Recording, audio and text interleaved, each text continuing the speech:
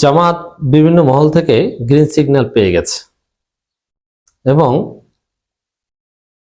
Europe, America, doctor Yunus, প্রতিবেশী দেশ সবাই জামাতের পাশে আছে। এটা হচ্ছে বিএনপির অবস্থান, এটা আমার কোনো বক্তব্য নয়। দর্শক, বিএনপিও নির্বাচনী প্রচারণা চালায়, জামাতও চালায়। তা আমিরে জামাত বহুমুখী কাজ করছেন। তিনি নির্বাচনী প্রচারণায় দেশের এক প্রান্ত থেকে আর এক প্রান্ত যাচ্ছেন, রাজধানীর প্রত্যেকটা ভোট কেন্দ্রকে টাচ করার চেষ্টা করছেন, বড় বড় সমাবেশে বক্তব্য দিচ্ছেন, আবার ফাঁকে ডিপ্লোম্যাটিক মিটিংও করছে। আর বিএনপি গতানুগতিক কিছু প্রচারণা চালাচ্ছে, নাই কোনো মিত্র শরিক উল্লেখ করার মতো এমন কাউকে পাশে দাঁড় করানোর মতো তারেক রহমান পান না।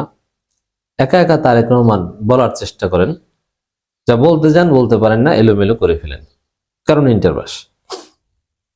কিন্তু আমিরে জামাত দেখেন, আমিরে জামাত ডিপ্লোম্যাটিক মিটিং তো করেন নির্বাচনী প্রচারণার ফাঁকেও, কিন্তু এই ডিপ্লোম্যাটিক মিটিং সম্পূর্ণ ভিন্ন।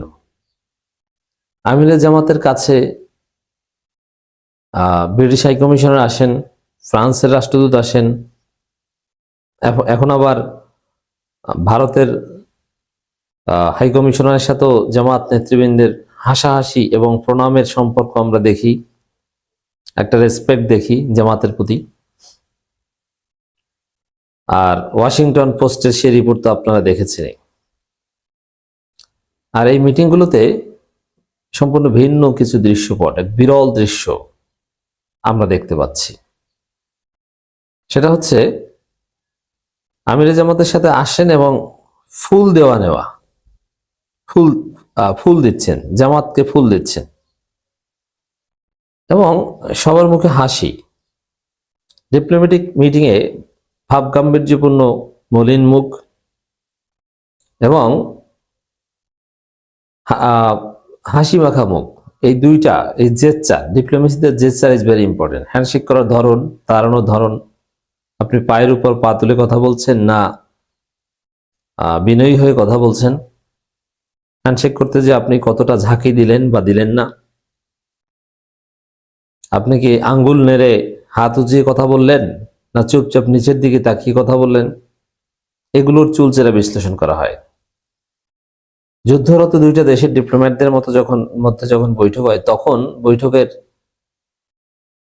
বৈঠকের উপস্থিতিদের জেচ্চার এবং বন্ধু সুলভ দুইটা দেশের জেচ্চার এক হয় না। এবং আমেরিকান রাষ্ট্রদূত পৃথিবীর যেখানে যান, বাট মার্কিন ডিপ্লোম্যাট, তাদের যে বলার বা বসার স্টাইল এবং অন্যান্যদের বলার বা বসার স্টাইল এক না, হিউজ ডিস্টেন্স আছে। ডিপ্লোমেসিতে এগুলো খুব গুরুত্বপূর্ণ। সেখানে নির্বাচনের আগ মুহূর্তে আমিরে জামাতের সাথে ডিপ্লোম্যাটদের যা ঘটছে, এটা একটা বিরল দৃশ্যের মতো, যে ফুল দেওয়া নেওয়ার সম্পর্ক এবং সবার মুখে হাসি। এই হাসি সাধারণত বিজয়ী কাউকে যখন ফুল দিয়ে অভিনন্দন জানায় তখনকার সময়ের হাসির মতো। এখন নির্বাচনী প্রচারণার মধ্যেও যদি সারা পৃথিবী আমিরে জামাতের কার্যালয়মুখী হয়, আমিরে জামাতের দরবারে এসে হাজিরা দেয়, ফুল দিয়ে নিয়ে যদি হাসাহাসি করে, তাহলে তো এমনিতেই একটা বার্তা ভোটারদের কাছে চলে যাবে যে সারা পৃথিবী জামাতের পক্ষে আছে, অতএব তুমি কেন ভোট দিবে না। অর্থাৎ বিএনপি এই কারণে এটা সহ্য করতে পারছে না। বিএনপি বলার চেষ্টা করছে যে আন্তর্জাতিক ষড়যন্ত্রে জামাত বা সহায়তা জামাত ক্ষমতায় আসতে যাচ্ছে এবং জামাত এত বড় অঘটন কিভাবে ঘটাচ্ছে যে সারা পৃথিবী জামাতের পক্ষে এবং ভারতও এখন জামাতকে প্রণাম করছে। উপরে উপরে ভারত দুই একটা উল্টাপাল্টা কথা যাই বলুক, বাস্তবে তারাও প্রণাম করছে। কেন? এক্ষেত্রে বিএনপির ব্যাখ্যা, এটা ইউনূস ব্যবস্থা করে দিচ্ছেন। অতএব বিএনপি যে পুরোটাই হতাশ, তাদের এই দৃষ্টিভঙ্গি এবং এই ব্যাখ্যা থেকে আপনি আশা করি স্পষ্ট হয়েছে। এবার আসেন রিয়ালিটি।